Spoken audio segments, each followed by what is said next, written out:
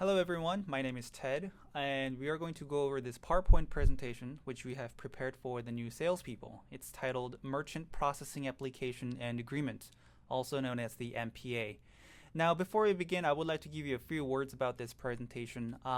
First Data, which is our parent company, so to say, sporadically, or periodically rather, updates the MPA. They sometimes introduce new fees, sometimes eliminate some fees. By the time that you're viewing this video, some of the fees might be outdated and thus no longer exists, or some of the fees that you see here might be new to you. If that's the case, and if you would like to have more information about those fees, then please request more information from the management or from the admin staff. Now, without further ado, let's move on. Now, we are moving on to page 1 of the MPA.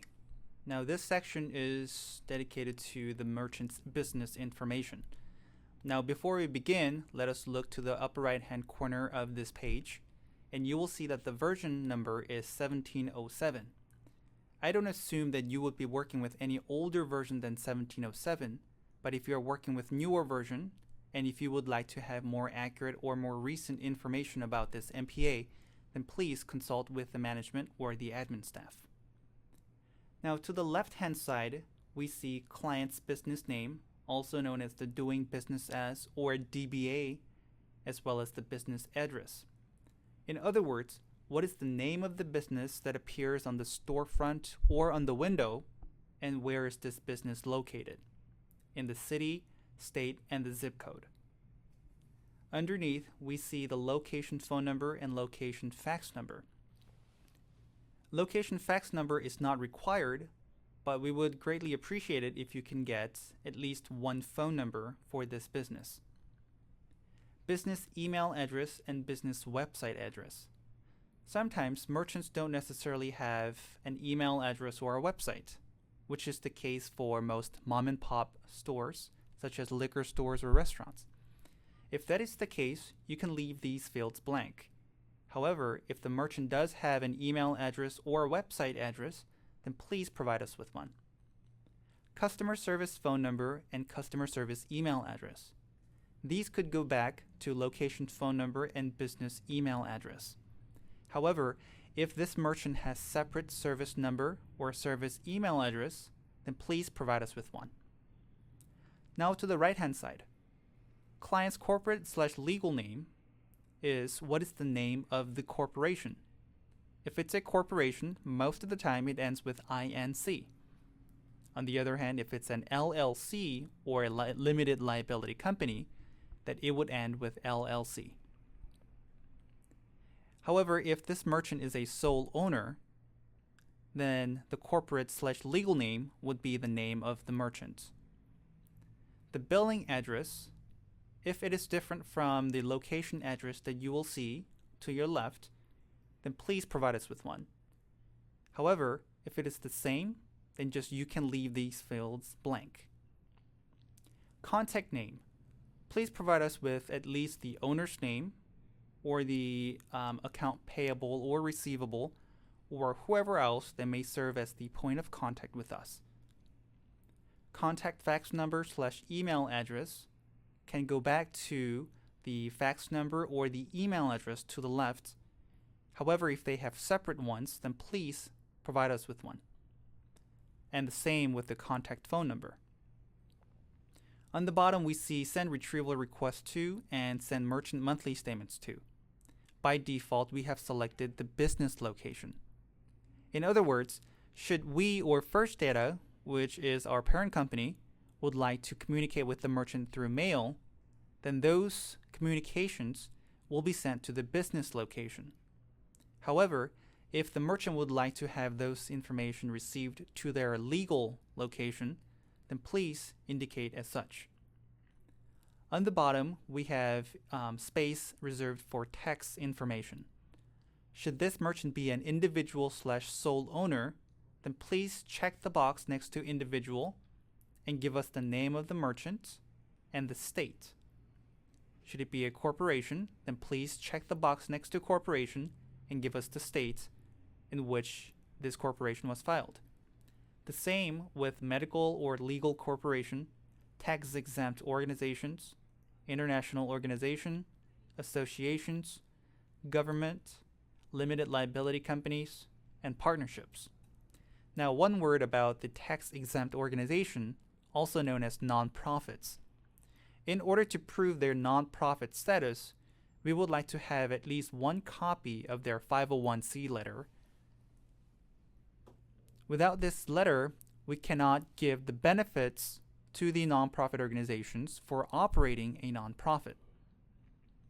Now, on the very bottom, we see the name in parentheses as it appears on your income tax return. Now, this is the business name that appears on the yearly tax return. If it's a corporation or an LLC, then it'll have its own legal name. However, if this is a sole owner, then it would be the name of the merchant. Federal Tax ID number, also known as the TIN, should be the Employer Identification Number, also known as EIN, of the corporation or the LLC. However, sole owners are also eligible to receive EINs. If that is the case, we would like to have the information or the document that proves that this merchant or this sole owner was assigned that EIN. Last but not least, should this merchant be from a foreign country or is a non-resident alien, then please check the box next to I certify that I am a foreign entity / non-resident alien and provide us with the IRS form W-8. Now we are still on page 1 and we are looking at the very middle section of page 1. There you will see the MCC, also known as the Merchant Category Code. Now this is a 4-digit code assigned by Visa, MasterCard, Discover, and Amex used to specify or identify the type of business this merchant is. Here, you do not have to provide us with an MCC code. You can just simply give us, to the right, the detailed explanation of type of merchandise, products, or services sold, and we will go ahead and assign the appropriate MCC to this merchant. For instance, if this merchant is a hair salon or a hairstylist, then please say hair salon. If the merchant sells flowers, then please say florist or sells flowers.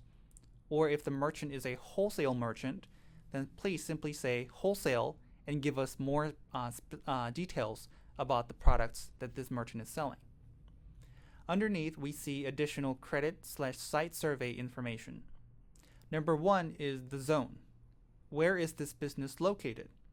If it's a business district or industrial district or residential districts, then please indicate by checking the appropriate box. Number 2, location. What is the more specific location of this business? Is it located within a mall, office, home, shopping area, or etc.? Number 3, how many employees? In other words, how many people are working at this business, including the owner? Number 4, how many registers/terminals? In other words, how many credit card swiping devices does this business need? Number 5, is proper license visible? If so, then please say yes. If not, then please say no and give us the reason. Now to the right, we are going to jump to number 14, advertising method. Please attach at least one or please indicate at least one. If this merchant is marketing using a catalog or a brochure or direct mail or etc., then please specify. However, if the merchant is selling more than $1 million over the internet or over the mail order or telephone order or as a wholesale, then we would like to have their webpage attached to the MPA upon submission. Number 15 and number 16, previous processor and check reason for leaving. These fields are optional. However, if you have that information, then please provide us with one.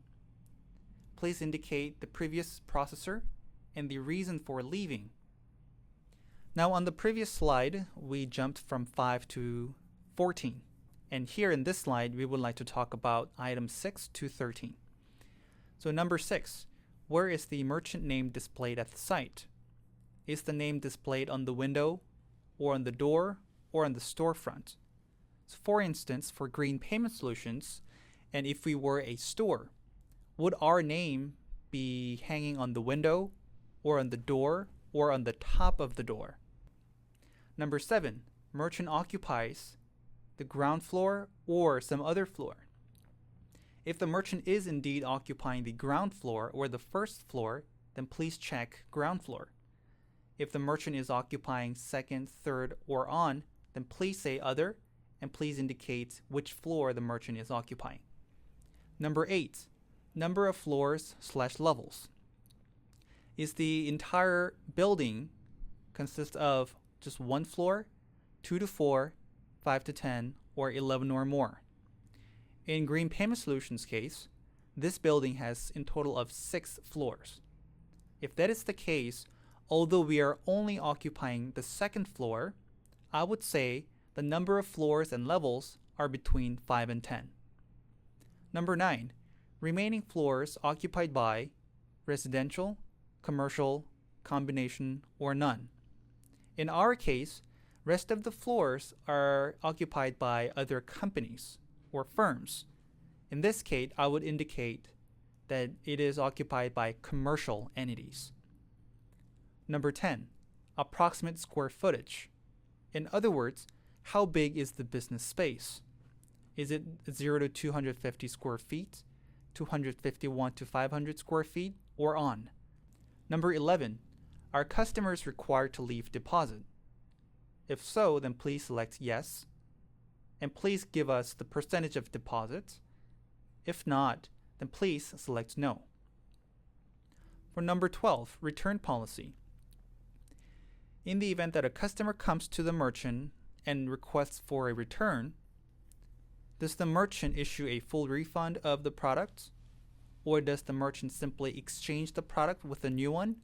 Or is there no return policy at all? Number 13, do you have a refund policy for MC, Visa, Discover, and Amex sales?